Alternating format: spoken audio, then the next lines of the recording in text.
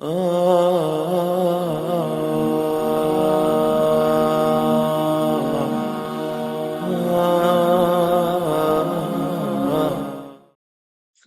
الله الرحمن الرحيم. قاف والقرآن المجيد بل عجبوا أن جاءهم منذر منهم فقال الكافرون هذا شيء عجيب أإذا متنا وكنا ترابا ذلك رجع بعيد قد علمنا ما تنقص الأرض منهم وعندنا كتاب حفيظ بل كذبوا بالحق لما جاءهم فهم في أمر مريج أفلم ينظروا إلى السماء فوقهم كيف بنيناها وزيناها وما لها من فروج والأرض مددناها وألقينا فيها رواسي وأنبتنا فيها من كل زوج بهيج تبصرة وذكرى لكل عبد منيب ونزلنا من السماء ماء مباركا فأنبتنا به جنات وحب الحصيد والنخل باسقات لها طلع نضيد رزقا للعباد وأحيينا به بلدة ميتا كذلك الخروج كذبت قبلهم قوم نوح وأصحاب الرس وثمود وعاد وفرعون وإخوان لوط وأصحاب الأيكة وقوم تبع كل كذب الرسل فحق وعيد أفعينا بالخلق الأول بل هم في لبس من خلق جديد. قال الله تبارك وتعالى في مقام آخر يا أيها الذين آمنوا إذا نودي للصلاة من يوم الجمعة فاسعوا إلى ذكر الله وذروا البيع ذلكم خير لكم إن كنتم تعلمون فإذا قضيت الصلاة فانتشروا في الأرض وابتغوا من فضل الله واذكروا الله كثيرا لعلكم تفلحون.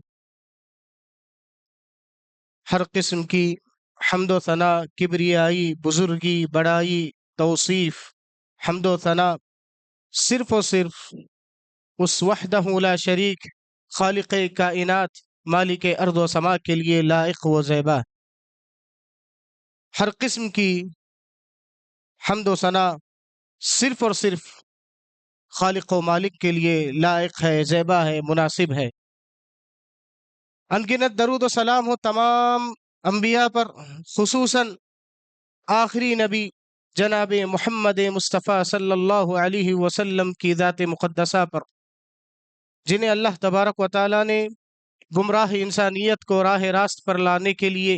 آخری نبی و پیغمبر بنا کر کے اس دنیا میں مبعوث فرمایا، صلوات اللہ وسلامہ علیہ. معزز حاضرین، خطبہ مسنونہ کے بعد سورۃ الجمعہ کی 2 آیتیں میں نے آپ لوگوں کی روبرو تلاوت فرمائی ہیں. ان آیتوں کی روشنی میں انشاءاللہ جمعہ کے آداب اور کچھ اہم احکام و مسائل قرآن و حدیث کی روشنی میں رکھنے کی سعادت حاصل کر رہا ہوں. اللہ تبارک و تعالیٰ نے اہل ایمان سے خطاب کرتے ہوئے سورۃ الجمعہ کی اس آیت کریمہ میں فرمایا یا ایہا الذین آمنوا اذا نودی للصلاة من یوم الجمعہ، کہ اے ایمان والو، جمعہ کے دن جب نماز کے لیے اذان دے دی جائے، فاسعوا الی ذکر اللہ، اللہ رب العالمین کے ذکر کی طرف دوڑے چلے آؤ، اللہ رب العالمین کے گھر کی طرف، مسجد کی طرف دوڑے چلے آؤ. وذروا البیع، کاروبار، خرید و فروخت، بزنس، لین دین کے معاملات کو ترک کر دو، چھوڑ دو. ذالکم خیر لکم ان کنتم تعلمون، یہ تمہارے حق میں، یعنی اذان سننے کے بعد کاروبار، بزنس، لین دین کے معاملات کو چھوڑ کر اللہ رب العالمین کے گھر کی طرف یعنی مسجد کی طرف قدم بڑھانا، یہ تمہارے حق میں بہتر ہے، ان کنتم تعلمون، اگر تم جان سکو تو. دوسری آیت کریمہ میں اللہ تعالیٰ نے فرمایا فَإِذَا قُضِيَتِ الصَّلَاةُ فَانْتَشِرُوا فِي الْأَرْضِ کہ جب نماز ختم ہو جائے زمین میں پھیل جاؤ، وَابْتَغُوا مِنْ فَضْلِ اللَّهِ اللہ رب العالمین کے فضل کو تلاش کرو، اللہ رب العالمین کے رزق کو تلاش کرو، وَابْتَغُوا مِنْ فَضْلِ اللَّهِ وَاذْكُرُوا اللَّهَ كَثِيرًا لَعَلَّكُمْ تُفْلِحُونَ اور اللہ رب العالمین کا کثرت کے ساتھ ذکر کرو شاید کہ تم کامیاب ہو جاؤ۔ معزز حاضرین، ان دونوں آیتوں میں اللہ تبارک و تعالیٰ نے بہت سارے احکامات بتائے۔ سب سے پہلی بات ان دونوں آیتوں سے جو ہمیں معلوم ہوتی ہے وہ یہ کہ جب جمعہ کے دن اذان ہو جاتی ہے، اذان کے سننے کے فوراً بعد ہمیں مسجد کا رخ کرنا چاہیے۔ گھروں میں بیٹھے رہنا، بازار میں، مارکیٹ میں خرید و فروخت کے معاملات کرنا یا اپنے آپ کو دنیاوی مصروفیات میں مشغول رکھنا یہ درست نہیں ہے۔ جمعہ کے دن جب ندا آ جائے، جمعہ کے دن جب اذان آ جائے تو اللہ تبارک و تعالیٰ کا یہ حکم ہے کہ تم بزنس، کاروبار، خرید و فروخت سب کچھ چھوڑ دو اور اللہ رب العالمین کے گھر یعنی مسجد کا رخ کرو۔ دوسری بات جو اس آیت کریمہ سے ہمیں معلوم ہوئی وہ یہ کہ جب جمعہ کے دن کی اذان ہو جاتی ہے، اذان کے ہونے کے ساتھ ہی بزنس، کاروبار کی مصروفیتیں، خرید و فروخت، لین دین کے معاملات، تجارتی معاملات، مکمل طور پر یہ مصروفیتیں بند ہو جانی چاہیے۔ اسی لیے اہل علم نے کہا کہ جو شخص جمعہ کی اذان کے بعد کاروبار کرتا ہے، بزنس کرتا ہے، خرید و فروخت کے معاملات کرتا ہے، گویا کہ وہ ایک ناجائز اور ایک حرام چیز کا ارتکاب کرتا ہے۔ چیز حلال ہے، جس چیز کی تجارت ہو رہی ہے وہ بھی حلال ہے، لیکن ایک ایسے وقت میں وہ تجارت ہو رہی ہے جس وقت میں شریعت نے تجارت سے منع فرمایا۔ لہذا جب اذان ہو جائے جمعہ کے موقع پر، جمعہ کے دن جب مسلمانوں کو مسجد میں آنے کا حکم دیا گیا، دکان کھلے رکھنا یا جو ہے خرید و فروخت کے معاملات کو جاری رکھنا یہ کسی بھی صورتحال میں جو ہے درست نہیں ہے، حلال نہیں ہے، بلکہ یہ ہمارے لیے جو ہے حرام۔ تیسری بات جو بات ہمیں معلوم ہوتی ہے، فَإِذَا قُضِيَتِ الصَّلَاةُ فَانْتَشِرُوا فِي الْأَرْضِ کہ جب نماز ختم ہو جائے، نماز ختم ہو جانے کے بعد اللہ رب العالمین کے زمین میں پھیل جاؤ، رزق تلاش کرو، کاروبار کرو، دکان کھولو، بازار کا رخ کرو، مارکیٹ کا رخ کرو، خرید و فروخت کے معاملات کو تم طے کرو۔ شریعت ہمیں اس سے نہیں روکتی۔ اور اسی طریقے سے جو چوتھی بات ہمیں معلوم ہوتی ہے جمعہ کے سلسلے میں وہ یہ کہ جمعہ کے دن وَاذْكُرُوا اللَّهَ كَثِيرًا لَعَلَّكُمْ تُفْلِحُونَ جمعہ کے دن ہمیں اللہ رب العالمین کا کثرت کے ساتھ ذکر کرنا چاہیے اگر ہمیں کامیابی چاہیے۔ معزز حاضرین، ہمیں معلوم ہے کہ اسلامی شریعت میں، ہماری اسلامی شریعت میں جمعہ کے دن کی بڑی اہمیت ہے۔ اسی اہمیت کے پیش نظر اللہ تبارک و تعالیٰ نے اپنی کتاب قرآن مجید کے اندر مکمل ایک سورت کا نام ہی سورۃ الجمعہ رکھا، جس میں اللہ تبارک و تعالیٰ نے جمعہ سے متعلق احکام و مسائل بتائے۔ خطبہ مسنونہ کے بعد ان آیتوں کی میں نے تلاوت بھی کی۔ اللہ تبارک و تعالیٰ نے اس سورت میں جمعہ کے احکام و مسائل کو ذکر کیا اور مستقل قرآن میں ایک سورت کا نام سورۃ الجمعہ رکھا تاکہ مسلمانوں کے نزدیک اس کی اہمیت باقی رہنی چاہیے۔ اور اسی طریقے سے جمعہ کا دن یہ مسلمانوں کی اجتماعیت کا دن ہے، اسے عید المؤمنین قرار دیا گیا۔ یہ مومنوں کے لیے یہ عید کا دن ہے، یہ مسلمانوں کی اجتماعی عبادت کا دن ہے۔ یہاں ایک بات ضروری ہے کہ آپ صلی اللہ علیہ وسلم نے اپنی پوری زندگی میں دو عیدوں کا آپ صلی اللہ علیہ وسلم نے اہتمام فرمایا، ایک ہے عید الفطر اور ایک ہے عید الاضحیٰ۔ اور دنوں میں اللہ کے نبی صلی اللہ علیہ وسلم نے جیسے رمضان کے مہینے کو 12 مہینے میں اللہ تبارک و تعالیٰ نے فضیلت دی، ویسے ہی 7 دنوں میں اللہ تبارک و تعالیٰ نے جمعہ کے دن کو ہم مسلمانوں کی تربیت کے لیے، اجتماعی عبادت کے لیے اور عید المؤمنین سے قرار دیا گیا۔ لہذا ان دونوں عیدوں کے علاوہ کسی تیسرے عید کا اہتمام کرنا، اس موقع پر خوشی کا اہتمام کرنا، یہ سنت کے برابر جو ہے خلاف ورزی ہے۔ میرے بھائیوں، جمعہ کے سلسلے میں جیسا میں ذکر کر رہا تھا کہ یہ مسلمانوں کی اجتماعیت کا دن ہے، جیسے پچھلی امتوں میں، سابقہ امتوں میں اللہ تبارک و تعالیٰ نے سابقہ امتوں کو ایک دن مقرر کیا تھا عبادت کے لیے۔ یہودیوں کے لیے ہفتے کا دن عبادت کا دن قرار دیا گیا تھا، عیسائیوں کے لیے اتوار کا دن ان کے نزدیک جو ہے قابل احترام تھا، وہ اتوار کے دن اللہ تبارک و تعالیٰ نے عبادت کے دن قرار دیا، ہم مسلمانوں کے لیے اللہ تبارک و تعالیٰ نے جمعہ کے دن کو عبادت کا دن قرار دیا۔ پچھلی امتوں میں ایسا تھا کہ پورا دن، مکمل دن، ہفتے کا پورا دن کاروبار کرنا منع، خرید و فروخت کے معاملات کرنا منع تھا، لیکن اللہ تبارک و تعالیٰ نے امت محمدیہ پر ہم پر رحم فرمایا، جمعہ سے پہلے بھی ہم خرید و فروخت کے معاملات کر سکتے ہیں، جمعہ کے بعد بھی ہم اپنے کاروبار، لین دین کے معاملات کو جاری رکھ سکتے ہیں۔ تھوڑا سا وقت، وہ تھوڑا سا لمحہ کہ جمعہ کے بعد، جب جمعہ کے موقع پر جب اذان دے دی جاتی ہے جمعہ کے لیے، جب سے لے کر کے جمعہ کی نماز ختم ہونے تک خرید و فروخت، لین دین کے معاملات ہمارے اوپر فراہم کر دیے گئے۔ بتانا مقصد یہ ہے میرے بھائیوں، جمعہ کے دن کے سلسلے میں حدیث میں بہت بڑی فضیلتیں آئی ہیں۔ میرے نبی صلی اللہ علیہ وسلم نے فرمایا کہ جمعہ کے دن اہم واقعات جو ہیں واقع ہوئے ہیں۔ اللہ کے نبی صلی اللہ علیہ وسلم نے فرمایا کہ سورج جن دنوں پر طلوع ہوتا ہے اس میں اگر سب سے افضل دن اگر کوئی ہے تو وہ یہی آج کا ہمارا یہ جمعہ کا دن، لہذا اس کی اہمیت ہماری نگاہوں میں ہونی چاہیے۔ اسی دن حضرت آدم علیہ السلام کو پیدا کیا گیا۔ احادیث میں آتا ہے کہ آپ صلی اللہ علیہ وسلم نے فرمایا آدم علیہ السلام کو جنت میں اسی دن داخلہ دیا گیا، اور جنت سے جو نکالا گیا وہ اسی دن۔ جمعہ کے دن کی بڑی اہمیت ہے، اور احادیث میں یہاں تک ذکر آتا ہے قیامت جب واقع ہوگی، زلزلے کا جو منظر ہوگا، روز محشر کا جب واقعہ پیش آئے گا، یہ دنیا جو ہے مٹا دی جائے گی، آسمان کو لپیٹ دیا جائے گا، جو قیامت کا زلزلہ ہوگا وہ یہ جمعہ کا دن ہوگا۔ لہذا میرے بھائیوں، جمعہ کے دن کی اہمیت ہماری نگاہوں میں ہونی چاہیے، اس کا احترام ہونا چاہیے۔ شریعت اسلامیہ نے اس دن کے حوالے سے جو عبادتیں ہم پر فرض کی ہیں، دنیاوی چیزوں کو چھوڑ کر ہمیں اسے فوقیت دینے کی ضرورت ہے۔ جمعہ کے دن کے سلسلے میں، جمعہ کے دن کی فضیلت کے سلسلے میں یہ بات بھی کافی ہے کہ یہ تجدید ایمان کا ایک اہم ترین موقع ہوتا ہے، اس میں مسلمانوں کی ایمان کی تجدید ہوتی ہے۔ جمعہ کا دن یہ ایمان میں اضافے کی ایک اچھی مناسبت ہوتی ہے، ایمان میں جو ہے اضافہ ہونے کا ایک اچھا موقع ہوتا ہے۔ جمعہ کے دن کے موقع پر جب ساری دنیا میں چپے چپے میں مسلمان جمعہ کے موقع پر مسجد تشریف لاتے ہیں، مسجد حاضر ہوتے ہیں، کتاب اللہ اور سنت رسول صلی اللہ علیہ وسلم کی باتوں کو سنتے ہیں، ان کے ایمان کو تقویت ملتی ہے، مسلمانوں کے ایمان کو جلا ملتی ہے، مسلمانوں کے ایمان میں جو ہے جذبہ پیدا ہوتا ہے۔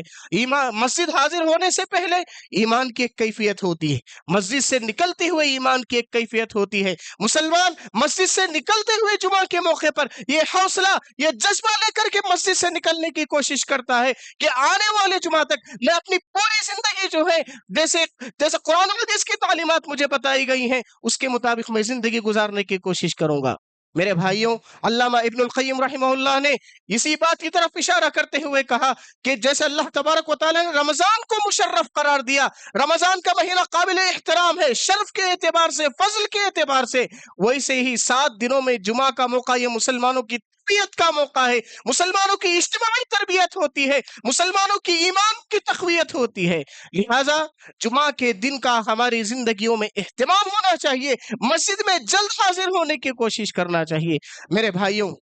جمعہ کے دن کے سلسلے میں ایک مستشرق عالم کی بات میں ذکر کرتا ہوں کہ ایک مستشرق عالم، ایک کافر، ایک عیسائی عالم جو ہے جمعہ کی اس اہمیت کو سمجھتا ہے۔ ہم مسلمان ہیں کہ جمعہ کی جیسی قدر کرنی چاہیے، جمعہ کے خطبے کو سننے کا جیسا اہتمام کرنا چاہیے، ہم اس کا ویسا اہتمام نہیں کر رہے ہیں۔ لیکن ایک مستشرق عالم، ایک عیسائی عالم کہتا ہے کہ سیظل الاسلام سخرة عاتیہ، وہ اپنی بات ذکر کرتا ہے۔ مستشرق ایسے عالم کو کہتے ہیں جو عیسائی ہوتا ہے، بظاہر اسلام قبول کرتا ہے، اسلامی تعلیمات کو حاصل کرتا ہے، قرآن مجید کو یاد کرتا ہے، احادیث رسول صلی اللہ علیہ وسلم کی تعلیمات کو سیکھتا ہے، قرآن کی تفسیر پڑھتا ہے۔ ہمیں جتنا دین نہیں معلوم ہوتا اتنا ایک مستشرق عالم کو دین معلوم ہوتا ہے، لیکن مقصد ہوتا ہے دین اسلام کے اندر شکوک، شبہات اور پیدا کرنا، اس کا مقصد ہوتا ہے علم دین کو حاصل کرنے کا مقصد، تاکہ مسلمانوں کی اجتماعیت کو تار کیا جا سکے۔ مسلمانوں کی اجتماعیت، جن مسائل میں عقیدے میں مسلمانوں کا اجتماع ہے، ان مسائل میں اختلاف پیدا کرنے کی کوشش کرتا ہے۔ ایک مستشرق عالم کہتا ہے سیظل الاسلام سخرة عاتیہ، کہ یہ اسلام ایک چٹان کی مانند مضبوط کھڑا رہے گا، جیسے برفیلے سمندروں میں چٹانوں سے کشتیاں ٹکرا کر پاش پاش تار تار ہو جاتی ہے، یہ اسلام ایک مضبوط چٹان کی مانند کھڑا رہے گا، اور عیسائی مشنریز کے سفینے اس چٹان سے ٹکرا کر پاش پاش تار تار ہو جائیں گے، مسلمانوں کو نقصان نہیں پہنچا سکتا تک مسلمانوں کے پاس چار چیزیں باقی ہیں۔ عیسائی مشرک ذکر کرتا ہے، سب سے پہلی چیز وہ قرآن مجید کو ذکر کرتا ہے، مسلمانوں کے پاس تو قرآن مجید ہے، قرآن مجید کے مطابق وہ مسلمان زندگی گزاریں گے، مسلمانوں کو کوئی نقصان نہیں پہنچا سکتا۔ دوسری چیز وہ ذکر کرتا ہے حج، دین اسلام کے ارکان میں سے ایک اہم عبادت حج، جہاں سارے دنیا کے مسلمان بغیر کسی تفریق کے ایک لباس میں توحید کی آواز کو جو ہے بلند کرتے ہیں، وہاں پر جو اللہ رب العالمین کے سامنے سب برابر ہوتے ہیں، نہ کسی کورے کو کسی کالے پر، نہ کسی کالے کو کسی کورے پر فوقیت ہوتی ہے۔ جیسی عبادت کا اہتمام مسلمانوں میں رہے گا، مسلمانوں کو کوئی خاطر خواہ نقصان نہیں پہنچا سکتا۔ تیسری چیز وہ ذکر کرتا ہے، چونکہ مستشرق عالم کے نزدیک یونیورسٹی جو قاہرہ مصر کے اندر پائی جاتی ہے، جامعہ قاہرہ جو ہے اس کے نزدیک بہت اہمیت تھی، جو دنیاوی اعتبار سے اور جو ہے دینی علوم کے اعتبار سے دنیا کی سب سے بڑی یونیورسٹیوں میں شمار ہوتا ہے۔ جب تک یہ یونیورسٹی باقی ہے، یہاں سے لوگ علم دین حاصل کریں گے، دنیا میں توحید کے نشر و اشاعت کریں گے۔ یہ تین چیزیں ذکر کرتا ہے۔ چوتھی چیز جو ذکر کرتا ہے یہ مستشرق عالم، وہ ہے خطبۃ الجمعہ، کہ جب تک مسلمانوں کے پاس خطبہ جمعہ ہے، جمعہ کی مناسبت سے مسلمان دنیا کے کونے کونے میں، ہر شہر میں، ہر گلی میں، ہر گاؤں میں مسلمان جمع ہوں گے۔ نتیجہ کیا ہوگا؟ مسلمانوں کی ایمان کی تقویت ہوگی، مسلمانوں کی عقیدے کی درستگی ہوگی، مسلمانوں کے عقیدے کی درستگی ہوگی، مسلمانوں کو کوئی نقصان نہیں پہنچا سکتا۔ میرے بھائیوں، ہم ہندوستان جیسے صنم قدوں میں، بت قدوں میں، جہاں پر اگر ہمارا عقیدہ درست ہے، ہماری ایمان اگر سلامت ہے، ہمارا دین اسلام سے اگر رشتہ باقی ہے، پیغمبر اسلام سے اگر رشتہ باقی ہے، ذرا غور کر کے دیکھیں، یہ خطبات جمعہ ہی کی وجہ سے، خطبات جمعہ ہی کی وجہ سے آج ہم میں سے اکثر لوگوں کو دین کے حوالے سے جو بھی معلومات ہیں، جو احکام مسائل جو لوگوں کو آج معلوم ہے، اس کی ایک اہم وجہ یہ خطبات جمعہ ہے۔ مسلمانوں کے پاس یہ چار چیزیں جب تک ہیں، مسلمانوں کو کوئی خاطر خواہ گمراہ نہیں کر سکتا، ان کو اپنے عقیدے سے، ایمان سے ہٹا نہیں سکتا۔ میرے بھائیوں، بتانا مقصد یہ ہے کہ جمعہ کے دن کی اہمیت ہے۔ دین اسلام نے جمعہ کے دن کو سارے دنوں میں افضل قرار دیا، عید المؤمنین قرار دیا گیا، مسلمانوں کی اجتماعی عبادت کا دن ہے، لہٰذا ہمیں جمعہ کی مناسبت سے مسجد میں جلدی حاضر ہونا چاہیے، اسلامی تعلیمات جو بتائی گئی ہیں اس کے مطابق جمعہ کے دن کو گزارنے کی کوشش کرنی چاہیے۔ میرے بھائیوں، آئیے مختصر طور پر جمعہ کے دن کے حوالے سے بحیثیت مسلمان، ایک مسلمان کے لیے جمعہ کے دن کن کن تعلیمات کا پاس و لحاظ رکھنا ضروری ہے، مختصر طور پر میں ذکر کرتے ہوئے اپنی گفتگو کو آگے بڑھاتا ہوں۔ سب سے پہلی چیز، جمعہ کے دن کے آداب میں سے پہلا ادب یہ ہے کہ غسل کا اہتمام ہونا چاہیے،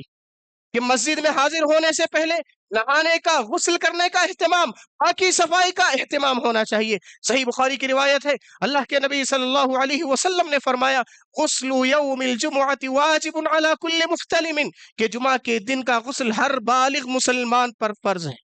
لہذا جمعہ کے دن کے غسل کا جو ہے اہتمام ہونا چاہیے، پاکی صفائی کا اہتمام ہونا چاہیے۔ پہلے نبی صلی اللہ علیہ وسلم کے زمانے میں جب صحابہ مسجد حاضر ہوتے تھے جمعہ کے موقع پر، ابھی جو ہے جمعہ کے دن غسل کرنے کے سلسلے میں کوئی تاکید حکم نہیں آیا تھا، صحابہ محنت بھرے کام کرتے تھے، مسجد میں آتے پسینے کی وجہ سے، اس لیے کہ محنت بھرے کام کرتے تھے، اونی لباس، کاٹن کا لباس پہنتے تھے، پسینہ جذب ہو جاتا تھا۔ حدیث کے الفاظ ہیں، آذا بعضهم بعضا، کہ ایک مسلمان کو دوسرے مسلمان سے تکلیف ہوتی تھی نماز میں جمعہ کے موقع پر۔ پیارے نبی صلی اللہ علیہ وسلم نے صحابہ سے کہا، آنے والے جمعہ سے غسل کا اہتمام کرنا اب سے ضروری ہے، لہذا جمعہ کے دن کی مناسبت سے نہانے کا، غسل کرنے کا اہتمام کرنا چاہیے۔ دوسری چیز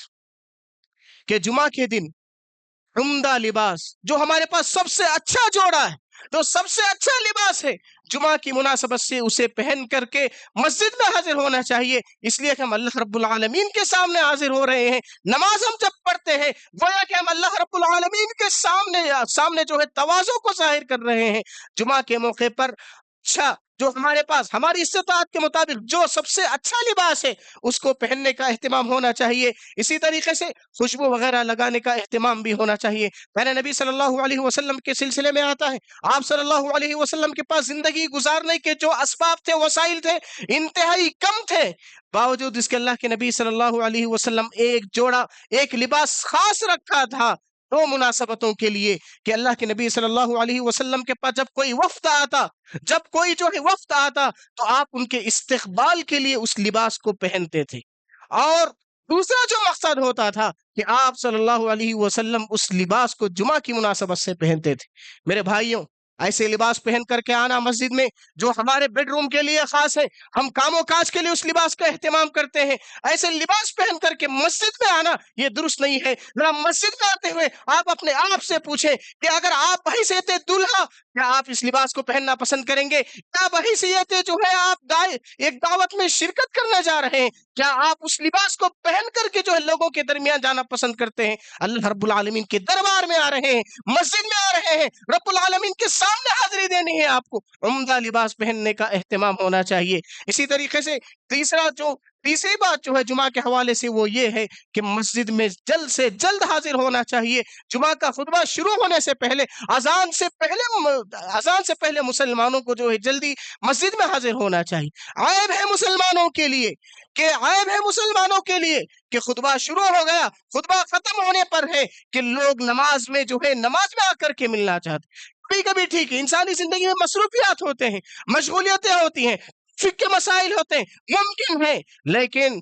تو یہ ہے کہ ہم نے بعض مسلمان ایسے ہیں جن کا ہر جمعہ روزانہ یعنی ہر جمعہ ہفتہ واری یہی معمول ہے کہ مسجد میں دیر سے پہنچنا، اور اس موقع پر پہنچنا جب نماز آغاز ہو چکی ہو۔ میرے بھائیوں، پیارے نبی صلی اللہ علیہ وسلم نے حدیث میں مسجد میں جلدی حاضری ہونے کے سلسلے میں فرمایا، جو شخص مسجد میں سب سے پہلے حاضر ہوتا ہے اسے اللہ رب العالمین کی راہ میں اونٹ قربانی دینے کا اجر و ثواب ملتا ہے۔ جو دوسرے نمبر پر آتا ہے اسے گائے قربانی دینے کا ثواب ملتا ہے۔ جو تیسرے نمبر پر آتا ہے اسے اللہ رب العالمین کی راہ میں بکری قربانی دینے کا ثواب ملتا ہے۔ جو چوتھے نمبر پر آتا ہے اسے اللہ رب العالمین کی راہ میں مرغی کی قربانی دینے کا اجر و ثواب ملتا ہے۔ جو پانچویں نمبر پر آتا ہے اسے انڈا دینے کا اجر و ثواب ملتا ہے۔ احادیث میں آتا ہے کہ جب جو ہے خطیب امام ممبر پر چڑھ جاتا ہے، فرشتے جو ہے اپنے دفتر کو، اپنی کتاب کو بند کر دیتے ہیں، فرشتے ہر مسجد میں حاضر ہوتے ہیں، اور جو ہے مسجد میں داخل ہونے والوں کے نام صحیفے میں لکھے جاتے ہیں، دفتر میں درج کیے جاتے ہیں۔ کتنی بڑی بد نصیبی ہوگی کہ دفتر میں ہمارا نام موجود نہ ہو، فرشتوں کے اس کتاب میں ہمارے پاس ہمارا نام، کرامن کاتبین کے دفتر میں ہمارا نام نہ ہو۔ میرے بھائیوں، ضرورت ہے سمجھنے کی کہ مسلمان اگر جمعہ کے خطبے کی اہمیت کو سمجھ لے، مسلمان کو کوئی گمراہ نہیں کر سکتا، اس لیے کہ یہ وہ پلیٹ فارم ہے جہاں سے صحیح عقیدے کی رہنمائی کی جاتی ہے، کتاب اللہ کی تعلیمات دی جاتی ہے، رسول اللہ صلی اللہ علیہ وسلم کے احکامات کو بتائے جاتے ہیں۔ جمعہ کی مناسبت سے جہاں خود انسان کی تربیت ہوتی ہے، اولاد کی بھی تربیت یہاں سے ممکن ہو سکے گی، خواتین کی تربیت یہاں سے ممکن ہو سکے گی، لہٰذا مسجد میں جلد سے جلد حاضر ہونے کی کوشش کرنی چاہیے۔ اسی طریقے سے جمعہ کے دن کے آداب میں سے ایک ادب یہ بھی ہے کہ جب مسجد میں حاضر ہو، تاخیر سے آنے کے بعد آگے اگلے صفوں میں آ کر کے بیٹھنا یہ درست نہیں ہے۔ جو پہلے آ جائیں مسجد میں، جہاں پہلی صفوں میں جہاں جگہ خالی ہے وہاں اسے بیٹھ جانا چاہیے۔ تاخیر میں آنا، لوگوں کی گردنیں پھلاننا اور آگے آ کر کے بیٹھنا، یہ خود لوگوں کے لیے تشویش کا ذریعہ ہے، اور خود خطیب کو بھی اس سے تکلیف پہنچتی ہے، اپنے معلومات کو صحیح طور پر پیش نہیں کر سکتا۔ لہذا تاخیر سے آنا، چاہے جمعہ کی مناسبت ہو یا کوئی دینی محفل ہو، کوئی مجلس ہو، تو سب سے پہلے آئے وہ دیکھے کہ آگے جہاں جگہ خالی ہے وہاں آ کر کے بیٹھ جائے، تاکہ بعد میں آنے والوں کے لیے سہولت ہو سکے، ان کے لیے وہ جگہ مہیا ہو سکے۔ اسی طریقے سے مسجد میں آنے کے بعد 2 رکعت نماز کا اہتمام ہونا چاہیے۔ پہلے نبی صلی اللہ علیہ وسلم خطبہ دے رہے تھے، اللہ کے نبی صلی اللہ علیہ وسلم جمعہ کا خطبہ دے رہے تھے، ایک صحابی رسول احادیث میں ذکر کیا جاتا ہے جن کا نام سلیک الغطفانی تھا، وہ داخل ہوئے مسجد میں اور بیٹھ گئے. اللہ کے نبی صلی اللہ علیہ وسلم نے دوران خطبہ کہا تم یا سلیک ارکع رکعتین، کہ اے سلیک تم کھڑے ہو جاؤ، اٹھ کھڑے ہو جاؤ اور 2 رکعت نماز پڑھو. لہذا تحیت المسجد کا اہتمام، اگرچہ کہ ممبر پر خطیب آ گیا ہو، 2 رکعت ہلکی نماز جس میں جو ہے وہ نماز طویل نہیں ہونی چاہیے، ہلکی 2 رکعت نماز کا اہتمام ہونا چاہیے. صحابی رسول کو اللہ کے نبی صلی اللہ علیہ وسلم نے اسی بات کی تعلیم دی. اور جمعہ کے آداب میں سے ایک ادب یہ بھی ہے کہ مسجد میں آپس میں 2 3 4 لوگ مل کر کے گفتگو کرنا، آپس میں بات چیت کرنا، ایک دوسرے کو روکنا، یہ بھی درست نہیں ہے. اگر کوئی 2 لوگ آپس میں بات کر رہے ہو، تیسرے کے لیے درست نہیں ہے کہ وہ ان دونوں کو خاموش رہے کہے. اذا قلت لصاحبك امسك فقد لغوت، حدیث کے الفاظ ہے اگر تم نے اپنے بھائی کو یہ کہا کہ تم خاموش ہو جاؤ تو تم نے ایسا لغو اور بیکار قسم کا کام تم نے کیا. ہاں علماء نے اجازت دی ہے کہ اشارے کے ذریعے سے کسی کو خاموش کرایا جا سکتا ہے، کسی کو بٹھایا جا سکتا ہے، کسی کو ٹھہرایا جا سکتا ہے، کوئی کام کوئی ضرورت آ جائے تو اشارے کے ذریعے سے کرنے کی علماء نے اجازت دی ہے. لیکن جمعہ کے آداب میں سے ایک ادب یہ ہے کہ مسجد میں گفتگو کرنا، بات چیت کرنا یہ کسی بھی اعتبار سے درست نہیں ہے. اسی طریقے سے اگر جمعہ سے پہلے لوگ مسجد میں حاضر ہو جائے، ایسی صورت میں کم از کم 2 رکعت نماز پڑھنا چاہیے. جیسے مثال کے طور پر جمعہ کا خطبہ 1 بجے شروع ہو رہا ہے، کوئی مسجد جو ہے 11:30 کو پہنچ جائے، 12 بجے پہنچ جائے، 12:30 کو پہنچ جائے، آدھا گھنٹہ 1 گھنٹہ 1.5 گھنٹہ اس کے پاس وقت ہے، وہ 2 رکعت نماز پڑھے. اور مسجد نوافل کا اہتمام کرنا چاہ رہا ہے، 2 رکعت کر کے نماز پڑھے، یا سورہ کہف کی وہ تلاوت کرے. اس لیے کہ جمعہ کے دن سورہ کہف کی تلاوت کرنا یہ بھی پیارے نبی صلی اللہ علیہ وسلم سے ثابت ہے. اپنے لیے دعا کا اہتمام کرے، یا تو نماز پڑھے یا تلاوت کا اہتمام کرے یا دعاؤں کا اہتمام کرے، یا جو اس کی مرضی چاہے وہ عبادت کا اہتمام کر سکتا ہے، جب تک کہ ممبر خطیب جو ہے، جب تک امام جو ہے ممبر پر نہ آ جائے. اسی طریقے سے میرے بھائیوں، جمعہ کے دن کے آداب میں سے ایک ادب یہ ہے کہ جب جمعہ کی نماز ختم ہو جاتی ہے، حدیث میں آتا ہے کہ اللہ کے نبی صلی اللہ علیہ وسلم 4 رکعت سنت کا، 2 رکعت یعنی 4 رکعت اللہ کے نبی صلی اللہ علیہ وسلم سنت کا اہتمام فرماتے تھے. بعض احادیث میں ملتا ہے کہ آپ صلی اللہ علیہ وسلم 2 رکعت سنت کا اہتمام فرماتے تھے. علامہ ابن تیمیہ رحمہ اللہ نے ان دونوں احادیث کو جمع کر کے یہ صورتحال بتائی کہ اللہ کے نبی صلی اللہ علیہ وسلم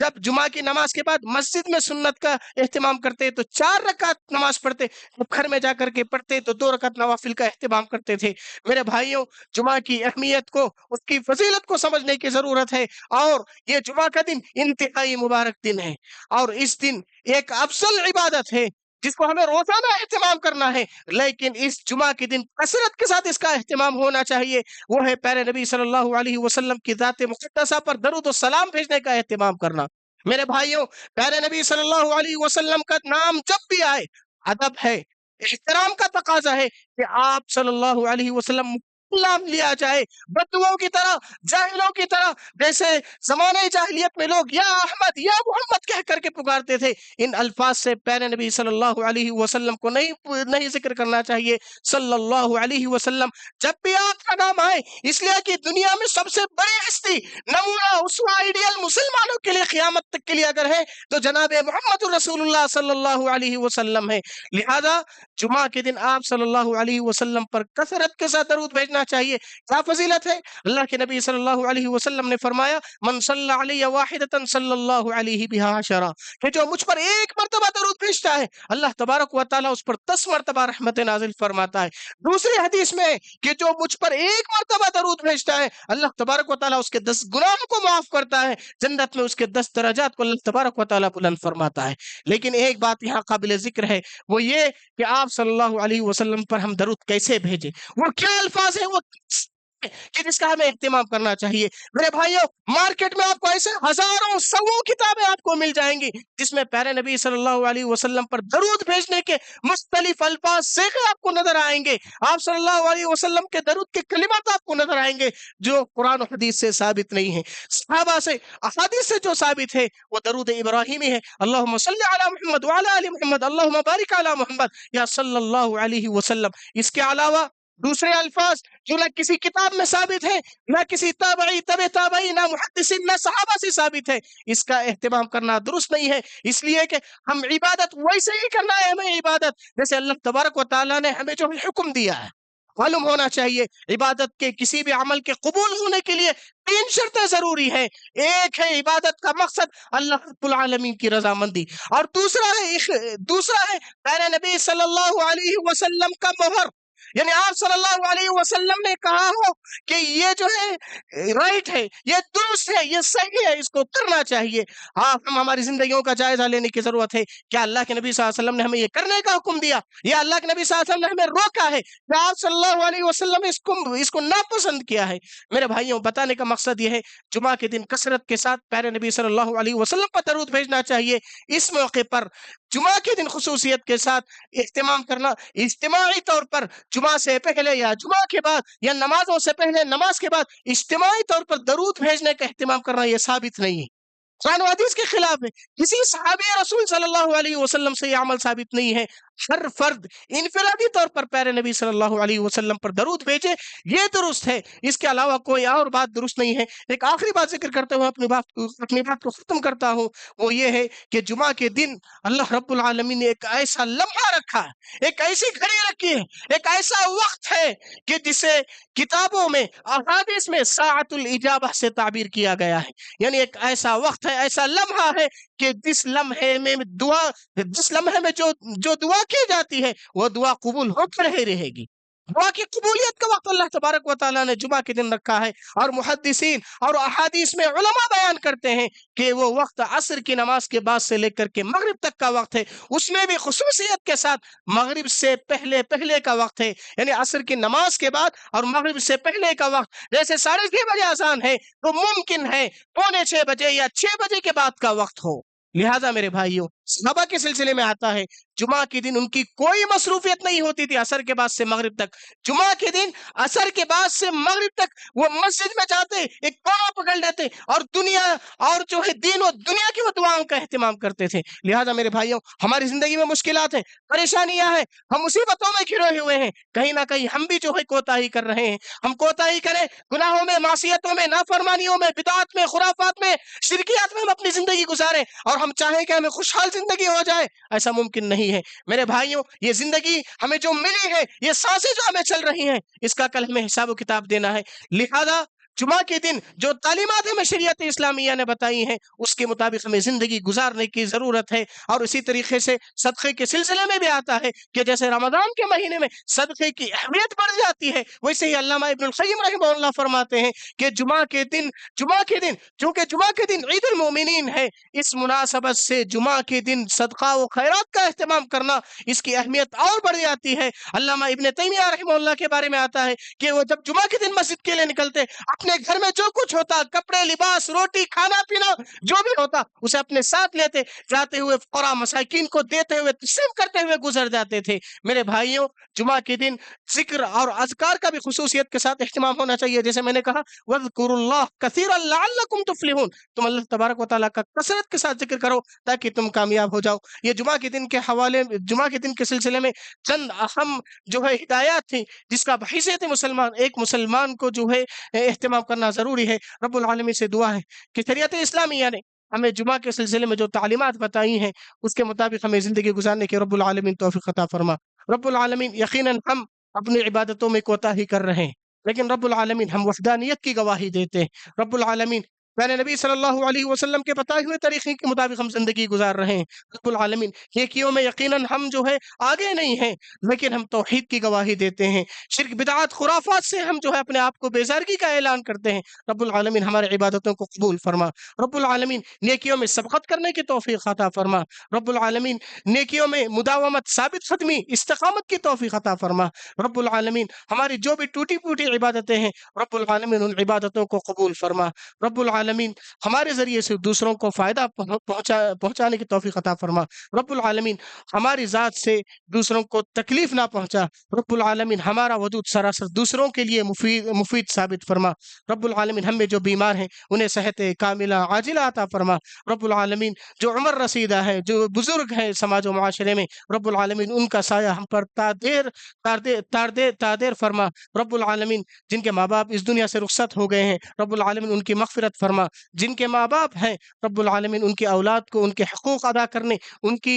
کی اطاعت و فرما برداری کرنے کی توفیق عطا فرما۔ بارک اللہ لنا ولکم فی القرآن العظیم، ونفعنا وإياكم بما فيه من الآيات والذكر الحكيم، إنه تعالى جواد كريم ملك والرؤوف الرحيم۔